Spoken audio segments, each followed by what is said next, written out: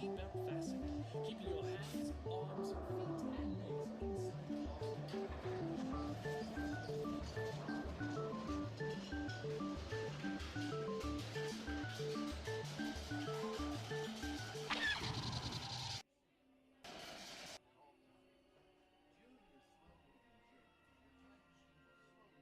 This is Spaceship Earth Control.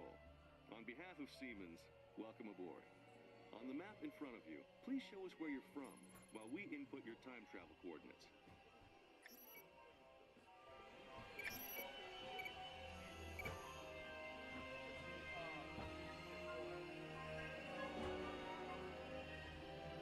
Now locate the monitor overhead to the right, make sure your face is clearly visible, and wait for the flash. Good. Sending photo to the future. All systems are go. Linking you now to your guide.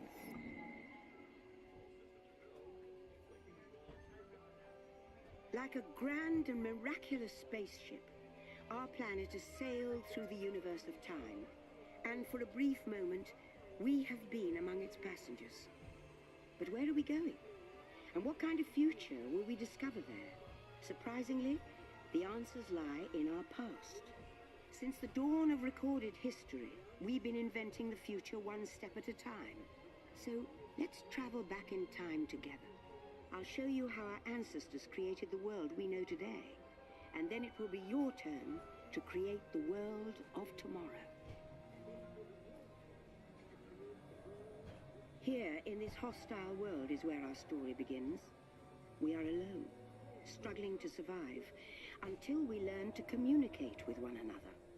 Now we can hunt as a team and survive together.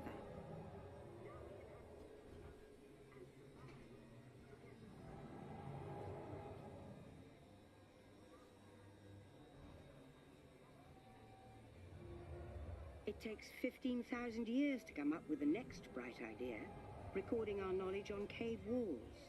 There was only one small problem. When we moved, the recorded knowledge stayed behind.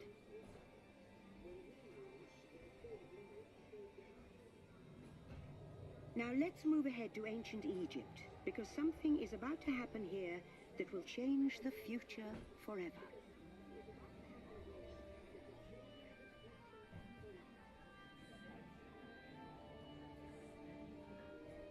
This unknown Egyptian pounding reeds flat is inventing papyrus, a sort of paper.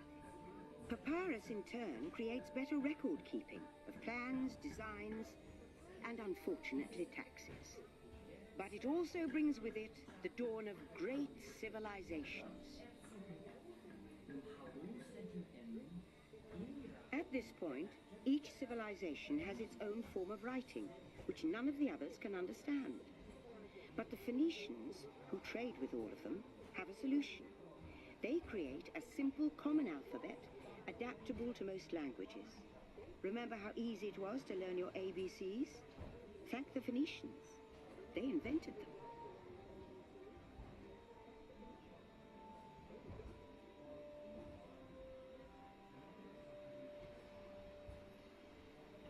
The ancient Greeks were great inventors of the future. First, they established public schools, and then began teaching an intriguing new subject called mathematics. And with math comes mechanical technology and the birth of the high-tech life we enjoy today.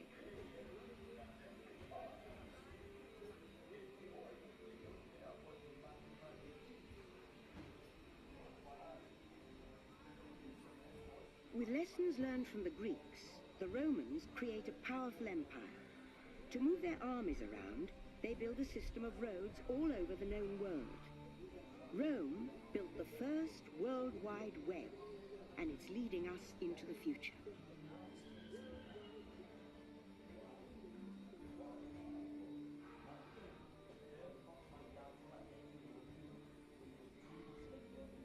But then we hit a roadblock. Rome falls, and the great library of Alexandria in Egypt is burned. Much of our learning is destroyed, lost forever. Or so we think. It turns out there are copies of some of these books in the libraries of the Middle East, being watched over by Arab and Jewish scholars. Call it the first backup system. The books are saved, and with them our dreams of the future.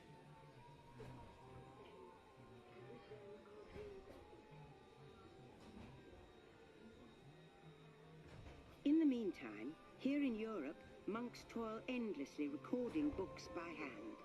But that is about to change.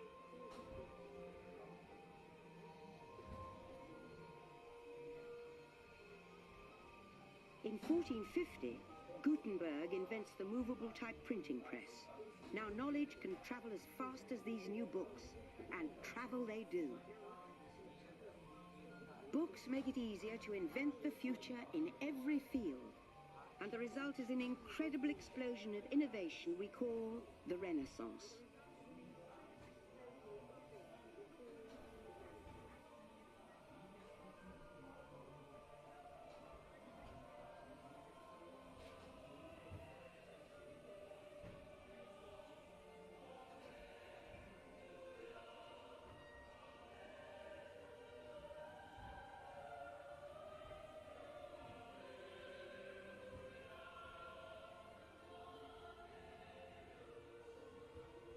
Books, it seems, were just the beginning. Now communication technology races headlong into the future, and soon people all over the world are sharing life's most important moments faster than ever before.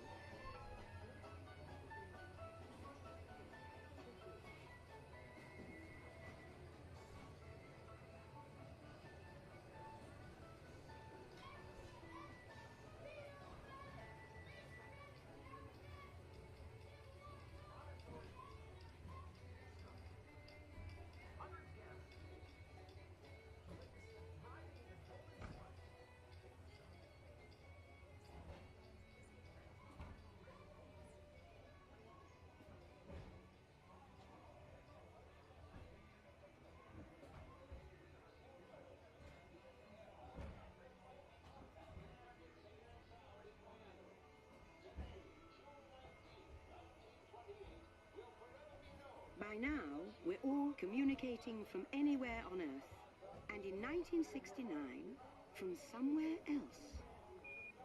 That's one small step for man, one giant leap for mankind. To send a man to the moon, we had to invent a new language, spoken not by man, but by computers. At first, very large, very expensive computers, but we see the potential.